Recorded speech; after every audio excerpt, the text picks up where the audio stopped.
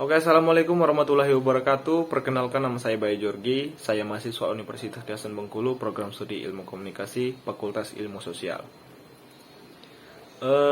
Di sini saya akan membuat video untuk memenuhi tugas ujian akhir semester mata kuliah Etika PR. Yang pertama itu saya akan menjelaskan apa itu Etika PR. Menurut James Gruny, mendefinisikan etika sebagai sesuatu yang seringkali dipertukarkan dengan moral dan nilai. Karena pertanyaan terkait etika secara umum merujuk pada apa yang baik secara moral atau apa yang seharusnya dinilai. Moral merujuk pada tradisi kepercayaan yang telah ada selama beberapa tahun atau beberapa abad dalam sebuah masyarakat yang menekankan pada apa yang benar dan apa yang salah. Sementara itu, nilai merujuk pada kepercayaan tentang suatu objek atau ide yang dipandang penting. Yang selanjutnya itu saya akan menjelaskan apa saja etika komunikator yang harus diperhatikan. Yang pertama itu adalah berkomunikasi secara efektif. Komunikasi yang efektif sangat penting untuk menghindari kesalahpahaman ketika berhadapan dengan masalah di tempat kerja. Berkomunikasi secara efektif dapat berarti hal yang berbeda bagi orang-orang pada tergantung situasi pendukungnya.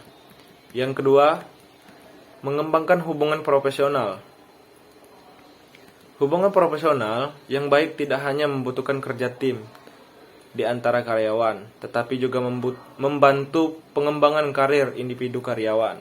Mengembangkan hubungan profesional dengan rekan kerja juga akan secara langsung atau tidak langsung meningkatkan produktivitas. Yang ketiga itu bertanggung jawab.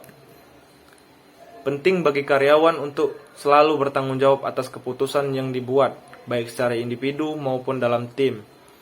Faktanya, ini adalah sifat kepemimpinan yang harus ditunjukkan oleh setiap karyawan. Dapat dimengerti, karyawan mungkin ingin menyelamatkan pekerjaan mereka dan karena itu takut mengambil tanggung jawab. Namun, mereka tidak boleh membiarkan rasa takut ini membawa mereka keluar dari flow kerja. Yang keempat itu ada profesionalisme. Ada standar profesional yang dilakukan karyawan di tempat kerja. Penggunaan kata-kata informal di tempat kerja formal sangat tidak profesional. Standar ini harus diujungi tinggi dan diterapkan pada setiap bagian dari aktivitas karyawan di tempat kerja. Ini harus mencakup secara mereka bekerja, jenis pekerjaan yang mereka berikan, dan hubungan mereka dengan rekan kerja dan pelanggan. Yang kelima itu dapat dipercaya. Seorang karyawan tidak boleh melakukan apapun yang dapat membuat karyawan menarik kepercayaan.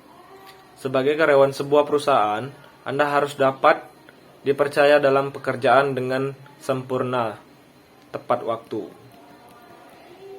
Yang keenam, menunjukkan inisiatif kerja.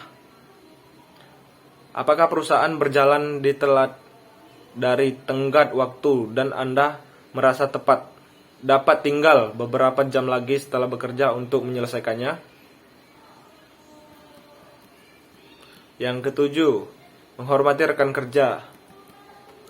Tidak masalah apakah Anda berusaha dengan karyawan magang, junior, petugas kebersihan, ataupun lainnya. Mereka semua harus diperlakukan dengan hormat. Sebagai seorang manajer, memperlakukan anggota tim Anda dengan hormat akan membantu meningkatkan produktivitas. Memberikan kritik yang membangun dan mengucapkan kata-kata baik kepada mereka, bahkan ketika mereka tidak dapat menyampaikan dengan sempurna, akan membantu mereka berusaha untuk berbuat lebih baik di masa depan. Yang ke-8 itu ada akuntabilitas. Akuntabilitas juga merupakan sifat yang sangat baik dari seorang karyawan. Salah satu hal yang dapat memperpendek perubahan seorang yang berbakat dan bertanggung jawab adalah kekurangan akuntabilitas. Kekurangannya akuntabilitas dapat menyebabkan atasan Anda berpikir Anda memiliki sikap saya tidak peduli terhadap proyek perusahaan. atau yang terburuk, menganggap Anda pembohong dan dapat menyebabkan kehilangan pekerjaan dalam jangka panjang.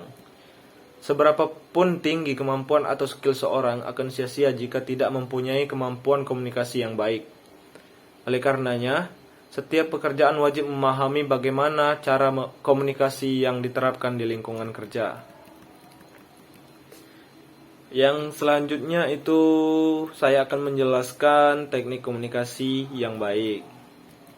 Sebagai hal yang selalu dilakukan dalam kehidupan sehari-hari, komunikasi harus dilakukan dengan baik. Berikut adalah beberapa teknik komunikasi yang baik. Yang pertama itu adalah bicara dengan jelas. Komunikasi intinya adalah menyampaikan pesan kepada lawan bicara, dan tugas kita adalah bagaimana agar pesan tersebut sampai sesuai dengan keinginan kita. Yang paling penting adalah bicara apa yang kita maksud dengan jelas supaya tidak ada kesalahpahaman. Yang kedua itu mendengarkan dengan baik. Seperti yang telah diulas sebelumnya, mendengarkan adalah hal yang sangat penting dalam komunikasi. Tanpa kita berusaha mendengarkan baik, komunikasi yang terjalin tidak akan efektif. Kita akan memperhatikan apa yang dibicarakan orang lain dan membuat komunikasi jadi terhambat. Yang ketiga itu perhatikan lawan bicara. Ketika kita berkomunikasi dengan lawan bicara, maka kita harus perhatikan lawan bicara kita. Dengan begitu, lawan bicara merasa dihargai dan komunikasi berjalan dengan lancar. Kalau sudah begitu, hubungan yang terjalin dengan lawan bicara pun akan terus terjalin dengan baik. Selanjutnya itu konfirmasi jika merasa salah paham. Dalam berkomunikasi, kita tidak dapat terhindar dari adanya kesalahpahaman.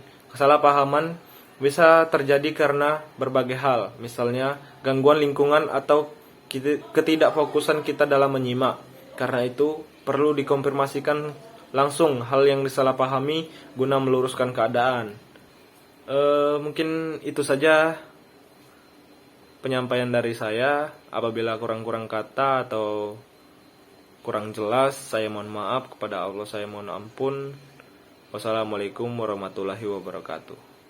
Bye bye.